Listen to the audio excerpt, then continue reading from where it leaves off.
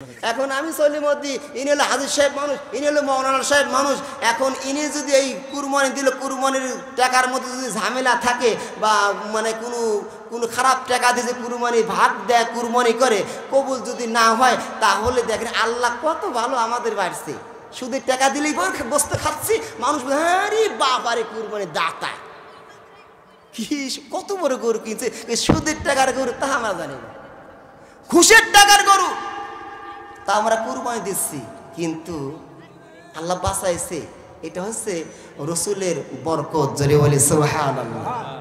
রসুলের বরকত আজকে আমাদের ইজ্জত সম্মানের ঢাকা আছে, প্রকাশিত হচ্ছে না, এটাই হচ্ছে আল্লাহ রসুলের রহমত। একটু জোরে বলি আল্লাহু আকবার।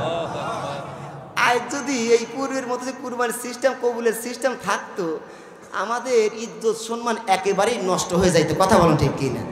মানুষের কাছে মুখই দেখাতে পারতাম না, বাজার কাছে চাপা পেটা, 3 টাকার চা খায় 10 টাকার চাপা আর কুলাইতো না। কথা বলেন ঠিক কিনা? কষ্ট হচ্ছে আপনাদের, কষ্ট হচ্ছে আপনাদের। আমি কি আলোচনা করবো? করবো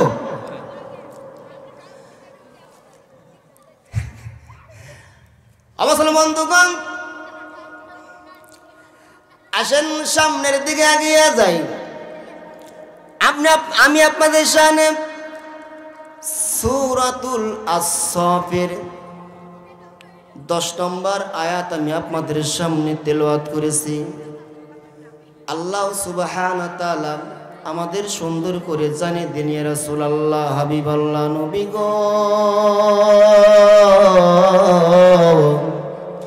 আপনার উম্মতদেরকে আপনি জানাইয়া দেন, আপনার উম্মতদেরকে আপনি শুনাইয়া দেন। আপনার উম্মতেরা মানুষের সকলেই ব্যবসাকে ভালো বোঝে, ব্যবসার লাভ লোকসান ভালো বোঝে। আমি এমন একটা ব্যবসার কথা আপনার উম্মতদেরকে জানিয়ে দেব না, যে ব্যবসাটা করলে পরে আমার আল্লাহ সুবহানাহু ওয়া তাআলা আপনার উম্মতদেরকে জাহান্নামের আগুন থেকে বাঁচাইয়া দিবে। জোরে বলে সুবহানাল্লাহ। এমন একটা ব্যবসার কথা আমি কি আপনাদের উম্মতদেরকে উদ্দেশ্যে বলতে পারি না, যে ব্যবসা করলে পারে আমি আল্লাহ সুবহানাহু ওয়া তাআলা আপনার উম্মতের জন্য জাহান্নামের আগুনকে হারাম করে দিব, আর আপনার উম্মতেরা জাহান্নামের কষ্টদায়ক সেই আগুন থেকে, শাস্তি থেকে রেহাই পাবে। এরকম ব্যবসার কথা কি আমি আল্লাহ আপনাদেরকে বলে দিব? আল্লাহ বলেন, ইয়া রাসূলুল্লাহ, ইয়া হাবিবাল্লাহ, নবী গো, এমন একটা ব্যবসার সন্ধান আমি আল্লাহ সুবহানাহু ওয়া তাআলা আপনার উম্মতদেরকে জানিয়ে দিচ্ছি। ইয়া আইয়ুহাল্লাযীনা আমানু হাল আদুল্লুকুম আলা তিজারাতিন তুনজিকুম মিন আযাবিন আলীম।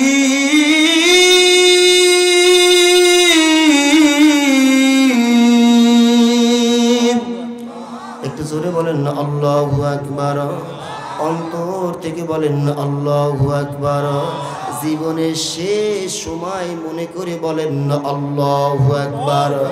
একটু জোরে বলেন আল্লাহু আকবার।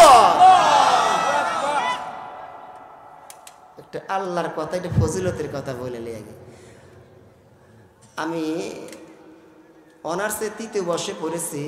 যে ব্যক্তি ঈমান আনার পরে অন্তর থেকে, দিল থেকে একবার আল্লাহকে আল্লাহ বলবে, একবার আল্লাহকে আল্লাহ বলার সঙ্গে সঙ্গে আমার আল্লাহ সুবহানাহু ওই ব্যক্তির আমল নামায় 4,500 নেকি লিপিবদ্ধ করে দেন।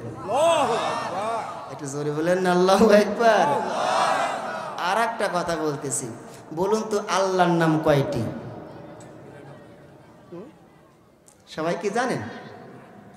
সারা জীবন শুনলেন বারে, আজকে আল্লাহ না 99টি বলতেছেন আপনারা, ঠিক আছে। আল্লাহর 99টি হচ্ছে আসমাউল হুসনা, গুণবাচক সিফতি নাম হচ্ছে 99টি, আর মূলত আল্লাহর মূলত নাম হচ্ছে 5000টি। একটু জোরে বলি সুবহানাল্লাহ। এখন বলতে রবিউল ইসলাম ভাই, আপনি তো ফিরোজ ভাই দাওয়াত দিয়েছে, হারা দেবেন হুজুর আওয়াজ করলে 99টি, আপনি 5000টি দলিল দেনছে। দলিল হচ্ছে তাওরাতে 1000, জাবুরে 1000, ইনজিলে 1000, কোরআনুল কারিমে 1000, আল্লাহ সুবহানাহু ওয়া তাআলা আরশে আজিমে 1000, এই 5000। জোরে বলি সুবহানাল্লাহ। আর একটা কথা বলবো, আপনারা কি জানেন ইসমে আজম কাকে বলে?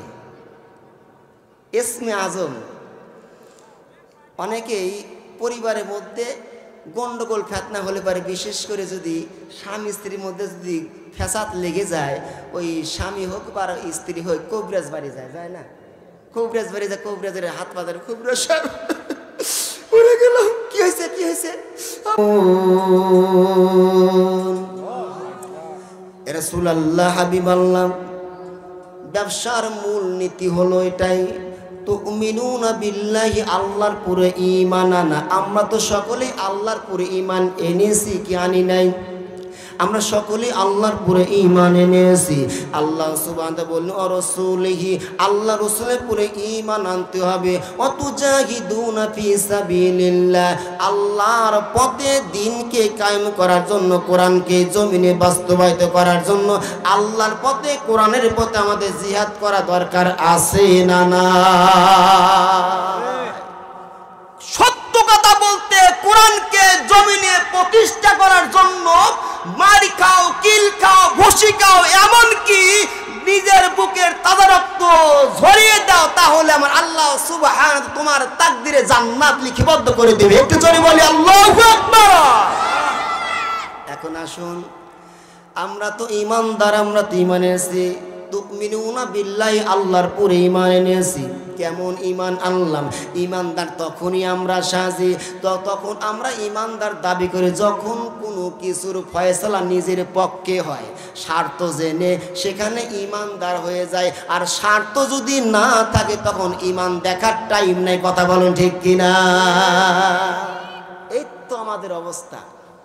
স্বার্থ যদি থাকে ঈমান আমার ঠিকই আছে, আর স্বার্থ যদি একটু ব্যাঘাত ঘটে, কিসের হাজী সাহেব, কিসের মুসল্লি, আগে স্বার্থ দে, তারপরে তুই মুসলমানের কথা কর। স্বার্থ জেনে ঈমান সেনে, কথা বলুন ঠিক কিনা? কিন্তু আসলে মূলত ঈমানদার আমরা হতে পারি। আল্লাহ রাসূলের সাহাবীরা কেমন ঈমানদার ছিলেন? কারণ ঈমান একটা অমূল্য সম্পদ। ঈমান যদি ওই ব্যক্তি আমার আপনার যদি একেবারে যদি ঈমান হয়ে থাকে, আমার আল্লাহর কাছে সম্মান হাজার হাজার গুণ বেশি। একটু জোরে বলে সুবহানাল্লাহ।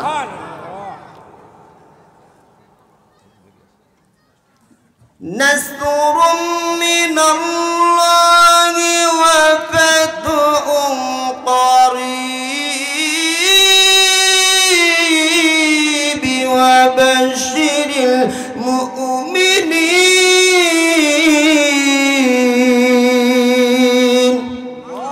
বলেন না আল্লাহু আকবার, অন্তর থেকে বলেন না আল্লাহু আকবার।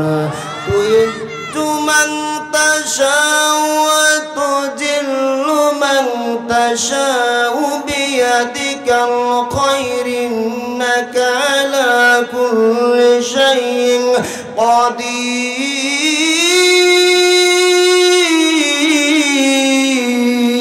কাদির। একটু জোরে বলেন না আল্লাহু আকবার। বলুন তো ইজ্জত সম্মান দেওয়ার মালিক কে? আর একবার বলেন না কে? অবশ্য বন্ধুগণ, ইজ্জত সম্মান দেওয়ার মালিক আল্লাহ। ঈমান এনেছি, ঈমান আনার কারণে আমাদের এত ইজ্জত সম্মান বৃদ্ধি আমার আল্লাহ সুবহানাহু ওয়া তাআলা করে দিয়েছেন। এ বন্ধু দেখেন, ঈমান আনলে তার সম্মান কত হয়, আমাদের সম্মান কতটুকু বৃদ্ধি হয়েছে। আল্লাহ সুবহানাহু ওয়া তাআলা রাসূলের সাহাবী বিলালের কথা তো আপনারা সকলে জানেন। বিলাল এরকম একটা তার অবস্থা ছিল, বিলালের 7টি ব্যাড গুণ ছিল। এক নম্বর, বিলালকে দেখতে ভালো দেখা যাইতো না। বিলালের দাঁতগুলো ছিল বড় বড়, লাক ছিল চ্যাপ্টা, ঠোঁটগুলো ছিল চ্যাপ্টা, নাক ছিল বোসা। এরকম 7টি ব্যাড গুণ আছে, দেখতে ভালো দেখা যাইতো না। এমনকি বিলালের চেহারা সুরাত এতই কালো ছিল, এতই কালোই ছিল, ছাগলও ফেল হয়ে যাইতো। জোরে বলে নাউজুবিল্লাহ। এই বিলাল ঈমান আনার কারণে তার ইজ্জত সম্মান কত বৃদ্ধি হয়ে যায়। বিলাল রাদিয়াল্লাহু তাআলা আনহু বর্ণনা করেন, আমি যখন উমাইয়ার বাসাতে যখন আমি কাজে নিযুক্ত হই, আমাকে সম্মান দিত না, আমাকে ইজ্জত করত না, আমাকে ঠিক মতো খাইতে দিত না। এমনকি উমাইয়া আমার সঙ্গে এরকম খারাপ ব্যবহার করত। শীতের রজনীতে আমাকে শীত নিবারণের জন্য কোনো পোশাক আমাকে দিত না, শীত নিবারণের জন্য কোনো পোশাক আমাকে দিত না। আমার শীতের কাঁপুনি দেখে, শীত বেশি লাগার কারণে শীতের মধ্যে আমি থরথর করে কাঁপতাম। আমার পার্শ্ববর্তী মানুষেরা আমার এই কাঁপুনি দেখে, শীতের কাঁপুনি দেখে আমার মনিবকে বলতো, উমাইয়া রে, এ উমাইয়া, তোমার গোলাম তো শীতেই তো শীত লেগে মারা যাবে, তারাদের শীতের একটা পোশাক দিয়ে দাও। এবার উমাইয়া বলতো, আমি হচ্ছে মনিব, আমার যদি শীত নিবারের জন্য পোশাক আমি ব্যবহার করি, আর আমার শরীরে পোশাক আছে, আর আমার গোলামের শরীরে পোশাক থাকলে, তাহলে গোলাম আর মনিবের মধ্যে কোনো পার্থক্য থাকে না। জোরে বলি নাউজুবিল্লাহ। কিরকম লোক তারা ছিল। আমাদের মধ্যে এরকম লোক আছে যারা নেতা মানুষের চেয়ারম্যান, মেম্বার, এমপি, মন্ত্রী হয়, জনগণের টাকায় তারা খায়, কিন্তু তাদের সব চান্দে গাড়ি চেঞ্জ হয়, আর আমাদের টাকায় তারা খাচ্ছে, কিন্তু আমাদের কোনো ভাগ্য পরিবর্তন হয় না। কথা বলুন ঠিক কিনা? একটা চেয়ারম্যানের বেতন মাত্র 35,000 টাকা, 15,000 টাকা। এই 15,000 টাকায় তার বাড়ি করে, গাড়ি করে, তার ছেলে মেয়েদের ভালো ভালো জায়গায় পড়াশোনা করে। কথা বলুন ঠিক কিনা? বেতন কয় টাকা পায়, তা থেকে তারা গরিবের সম্পদ মেরেই বেশি খায়। কথা বলুন ঠিক কিনা? এমপি মন্ত্রী যারা আমাদের টাকায় চলে, আমাদের টাকায় পড়ে, তাদের চান্দে গাড়ি চেঞ্জ হয়, বিদেশে বাড়ি করে, আর আমাদের জনগণের তাকদের কোনো পরিবর্তন হয় না। কথা বলুন। বাংলাদেশের গরিব দেশ একটা, এই গরিব দেশের টাকা পয়সা নিয়ে গিয়ে বিদেশে গিয়ে, আমেরিকায় গিয়ে ফ্ল্যাট বাড়ি করে, কিন্তু গরিব মানুষেরা, বাংলাদেশের মানুষেরা ভাতই পায় না। কথা বলুন ঠিক কিনা? এই তো আমাদের অবস্থা। ওই উমাইয়ার সঙ্গে আমাদের বর্তমান সব নেতাদের কোনো পার্থক্য দেখা যায় না। কথা বলুন ঠিক কিনা? এবার হযরত বিলাল বলেন, আমি পাথরের মধ্যে যখন চলাফেরা করতাম, খালি পায়ে যখন আমি চড়তাম, পাথরের মধ্যে দৌড়ানোর কারণে আমার পাও ফেটে রক্ত বের হয়ে যাইতো, আমি অসুস্থ হয়ে যাইতাম। আমার এই দৃশ্যটা দেখার পরে পার্শ্ববর্তী মানুষেরা উমাইয়াকে বলতো, উমাইয়া রে, এই উমাইয়া, তোমার গোলামতে রক্ত শূন্যতায় মারা যাবে, তোমার গোলামকে একটা পায়ের একটা জুতা দিয়ে দাও, মোজা দিয়ে দাও। এবার উমাইয়া মনিব বলেছিল, উমাইয়া অ্যান্সার দিয়েছিল, ও আমার পার্শ্ববর্তী লোকেরা, আমি মনিব, আমার পায়েও জুতো আছে, আর যে জুতা যদি আমার গোলামের পায়ে দিই, তাহলে গোলাম আর মনিবের মধ্যে কোনো পার্থক্য থাকে না। জোরে বলে নাউজুবিল্লাহ। কিন্তু ঈমান আনার কারণে বিলাল রাদিয়াল্লাহু তাআলা সম্মান ইজ্জত কত বৃদ্ধি হয়ে গেল। ঈমান আনার পরে বিলাল রাদিয়াল্লাহু তাআলা রাস্তা দিয়ে হেঁটে যাচ্ছে, প্রতিমধ্যে রাসূল সাল্লাল্লাহু আলাইহি সাল্লাম, রাসূল তার সাহাবী নিয়ে আবু বকর, ওমর, ওসমান, আলীর সঙ্গে রাস্তার পথে বসে খেজুর খাচ্ছে এক প্লেটে। প্রতিমধ্যে বিলাল রাদিয়াল্লাহু তাআলা এক পা দু পা করতে করতে পাশ দিয়ে হেঁটে যায়। এবার রাসূল বেলালকে ডাক দিয়ে বলেন, বেলাল, ইয়া বেলাল তানহিনা, বেলাল তুমি একটু আমার কাছে আসো। বেলাল এক পা দু পা করতে করতে কাছে নিকটবর্তী হয়ে গেলেন। এবার আল্লাহ রাসূল বেলালকে বল, ইয়া বেলাল ইজলিস, বেলাল তুমি একটু বসো, তুমি বসো রে বেলাল, আর আমাদের সঙ্গে খেজুর খাও। জোরে বলি সুবহানাল্লাহ। বেলাল বসে না, বেলালের চোখ দিয়ে পানি বের হয়, বেলাল কাঁপতেছে, ঠোঁটগুলো কাঁপতেছে। আল্লাহ রাসূল বলে, বেলাল রে, তুমি কেন কান্দো রে বেলাল, তোমার কি হয়েছে? বেলাল বলে, ইয়া রাসূলুল্লাহ, হাবিবাল্লাহ, ইসলাম গ্রহণের পূর্বে আমার কোনো সম্মান ইজ্জত ছিল না। আমি যদি মানুষের নিকটবর্তী হইতাম, মানুষেরা আমাকে দেখে দূরবর্তী সইরে যাইতো, আমার সঙ্গে কথা বলতো না, আমার কাছে কেউ আসতো না, আমি একা একা থাকতাম। এমনকি রাত্রিবেলায় আমি আমার উটে এবং ঘোড়ার পায়ের নিচে আমি ঘুমাইতাম। জোরে বলি নাউজুবিল্লাহ। ইয়া রাসূলুল্লাহ, আজকে আমি ঈমানের কারণে আমি এত সম্মানিত হয়ে গেছি, আমার ইজ্জত সম্মান এত বৃদ্ধি হয়ে গেছে। আপনি বিশ্বনবী জনাব মুহাম্মদ রাসূলুল্লাহ সাল্লাল্লাহু আলাইহি সাল্লাম আপনার সঙ্গে খাবার জন্য আমাকে দাওয়াত দিলেন, বসার জন্য আহ্বান করি। ইয়া রাসূলুল্লাহ, হাবিবাল্লাহ, নবী গো, আপনি যে আমাকে বসার জন্য আহ্বান করেছেন, এতে আমি এত খুশি হয়েছি, এত খুশি হয়েছি, এতে আমি এত সন্তুষ্ট হয়েছি। আজ আমার থেকে আর কি এত আনন্দিত নাই? জোরে বলি সুবহানাল্লাহ। দেখেন, ঈমান আনলে পারে, ঈমান আনলে তার ইজ্জত সম্মান কত বৃদ্ধি হয়। বিলাল রাদিয়াল্লাহু তাআলা কিরকম ঈমানদার হলেন, কত ঈমান তার মজবুত ছিল। রসুল আমার মিরাজে সইলা গেলেন। রসুল বলেন, আমি যখন মিরাজে যখন গেলাম, আমাকে আকি জিবরাইল যখন আমাকে সিদরাতুল মুনতাহার উপরে নিয়ে গেল। সিদরাতুল মানে বড়ই গাছ, মুনতাহা হচ্ছে জাগার নাম। ওই বড়ই গাছের নিচে আমাকে যখন দাঁড় করে দিলেন, আমি একা একা সেখানে দাঁড়িয়ে আছি। আমার অন্তরের মধ্যে বড় ভয় লাগতেছে, এই জায়গায় আমি একা একা আছি, আমার অন্তরের মধ্যে ভয় লাগতেছে। কিন্তু না, দেখা যাচ্ছে আমার মনে হচ্ছে বেলালের পায়ের আওয়াজ আমার কর্ণ কওরে ভেসে আসতেছে। জোরে বলি সুবহানাল্লাহ। রাসূল বলেন, আমার মনে হচ্ছে বেলাল আমার পাশ দিয়ে হাঁটতেছে, পাশ দিয়ে চলাফেরা করতেছে, ভ্রমণ করতেছি। আমার মনে হচ্ছে বিলালের পায়ের আওয়াজ আমার কর্ণ করে ভেসে আসতেছে। আমার মনে হচ্ছে বিলাল আমার পাশে দিয়ে হাঁটতেছে। জোরে বলি সুবহানাল্লাহ। সেখান থেকে জাহান্নাম দেখলাম, জান্নাত দেখলাম, হাউজে কাউসারের নিকটে গেলাম। আমার মনে হচ্ছে বিলাল আমার পাশে আছে, বিলালের পায়ের আওয়াজ আমার কর্ণ করে আসতেছে। জোরে বলি সুবহানাল্লাহ। এমন শুধু তাই নয়,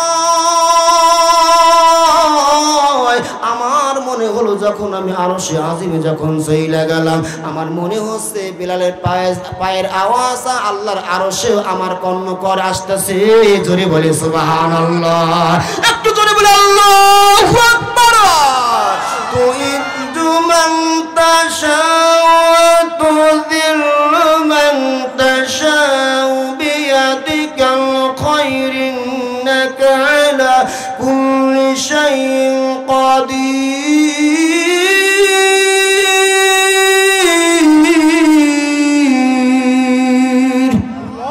একটু জোরে বলেন না আল্লাহু আকবার। সম্মান দেওয়ার মালিক কি? ইজ্জত দেওয়ার মালিক কি? তাহলে সম্মান দেওয়ার মালিক হচ্ছে আল্লাহ। এই সম্মানের জন্য মানুষের কাছে যাওয়া যাবে। সম্মান দেওয়ার মালিক আল্লাহ। সম্মান চাইতে হলে আল্লাহর কাছে চাইতে হবে।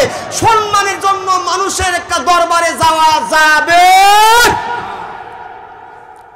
আমার মুসলমান ভাইরা রে, এ বন্ধু, রাসূল যখন মিরাজ থেকে যখন চলে আসলেন, সকালবেলা বিলালকে ডাক দিয়া, বিলাল তানহিনা, বিলাল তুমি আমার নিকটবর্তী আসো। এবার বিলাল যখন চলে গেলেন রাসূলের নিকটে, রাসূল বিলালকে ডাক দিয়ে, বিলাল তুই কি এরকম আমল করিস রে বিলাল? এরকম তুই কি আমল করিস যে আমলের কারণে তুই থাকিস মদিনাতে, তোর পায়ের আওয়াজ পাওয়া যায় সিদরাতুল মুনতাহায়। জোরে বলি সুবহানাল্লাহ।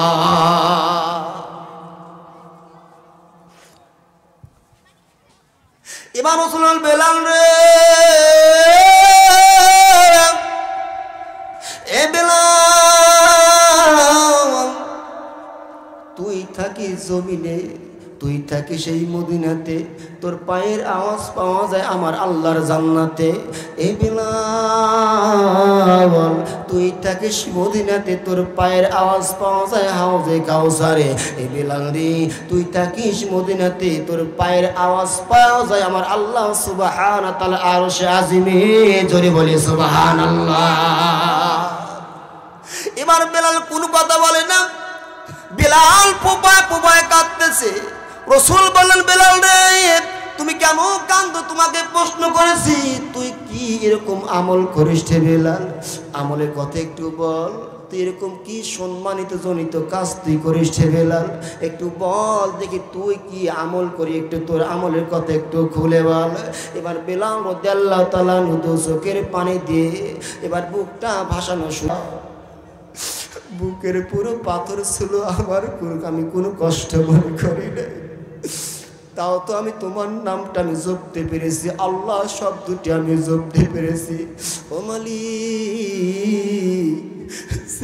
যে মুখটা তুমি নিজ কুদরতে হাত দিয়ে তৈরি করেছো, যে জিহ্বাটা তুমি নিজ কুদরতে হাত দিয়ে তৈরি করেছে, জিহ্বার মাঝখান দিয়ে গরম শীষ আমার জিহ্বার মাঝখান দিয়ে ঢুকে দিয়েছে। তোমার মনিবের আল্লাহর নাম তো আমি আর উচ্চারণ করতে পারতেছি না, আমার খুবই কষ্ট হচ্ছে। জোরে বলি আল্লাহু আকবার। অনেক কথা এক পর্যায়ে বিলালকে হযরত আবু বকর রাদিয়াল্লাহু 300 দিরহাম দিয়ে ক্রয় করে নিয়ে গেলেন, নিয়ে রাসূলের কাছে জমা দিয়ে দিলেন। এক পর্যায়ে রাসূলের হাতে কালেমা পড়লো, বিলালকে আহলে সুফার মধ্যে রাখতে দিলেন। বিলাল শুধু রাসূলের পিছনে থাকে, কাজে তার রাসূলের পিছনে থাকা। খাওয়ার টেনশন ছিল না, ঘুমানোর কোনো টেনশন। রাসূল যেখানে বিলালও সেখানে। জোরে বলি সুবহানাল্লাহ। এবার রাসূল আল্লাহর পুরে এত ভালোবাসা দেখি, রাসূলকে এত ভালোবাসার কারণে বেলালকে বললেন, বেলাল রে, এ বেলাল, আজ থেকে তুমি মসজিদে আজান দিয়ে দাও, আজ থেকে তুমি পার্মানেন্ট মসজিদে আজান দিবা। বেলাল মুয়াজ্জিনের চাকরি পার্মানেন্ট হয়ে গেল, কিন্তু ঠিক মতে আজান দিতে পারেন না। কথাগুলো শব্দগুলো স্পষ্ট হয় না, বেজে যায়, স্পষ্ট হয় না, মাখরাজ ঠিক মতে হয় না। এবার মদিনার ভালো ভালো অভিজ্ঞকারীরা রাসূলকে অভিযোগ দিয়ে, রাসূলুল্লাহ হাবিবাল্লাহ, আপনি হচ্ছে বিশ্ব নবী জনাব মুহাম্মদ রাসূলুল্লাহ, মদিনা হচ্ছে মুসলমানদের কেন্দ্রের জায়গা। এই কেন্দ্রীয় মসজিদে একজন ইমাম মুয়াজ্জিন যদি সই করে আজান না দিতে পারে, তাহলে তো এর থেকে আর দুঃখ আর জনিত কোনো কথাই হতে পারে না। নবী গো, আপনি এই মুয়াজ্জিনকে চেঞ্জ করেন, আর মদিনায় যে ভালো ভালো কারি আছে, কারিকে নিযুক্ত করে দেন। রাসূল মাথাটা নিচের দিকে দিয়ে দিলেন, রাসূল কোনো কথা বলে না। এক পর্যায়ে অনেক কথা আমি সংক্ষিপ্ত করে দিলাম। এক পর্যায়ে বেলালকে যখন না করা হলো, বেলাল না করার পরে, ঈশার নামাজ পড়ার পরে বেলালকে না করে দে, বেলাল তুমি আর মসজিদে আজান দিও না। বেলাল এই কথা শোনার পরে বেলাল কাঁদতে কাঁদতে বাসায় চলে গেলেন। সুপ্রি ঘর, সোনের পাতার ঘর, খেজুরের পাতার ঘর, ওই সুপ্রির মধ্যে চলে গেলেন বেলাল। ঘরের